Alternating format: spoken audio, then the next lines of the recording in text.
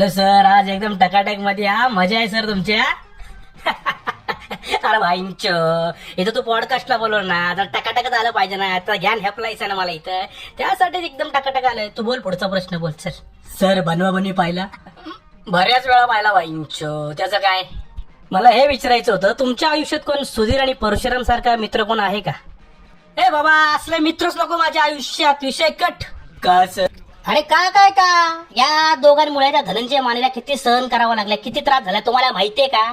तो बिचारा धनंजय माने आपल्या पुण्यात राहतो, आपल्या भावासोबत काम धंदा करतो, नोकरी धंदा करतो. त्यात तो खडूस घर मालक त्यांचा, हे दोघं न सांगता त्याच्याकडे येतात. एकदा तो सुधीर येतो आधी, नंतर परशुराम येतो. राहतात, पैसे देतात, खोटं बोलतात.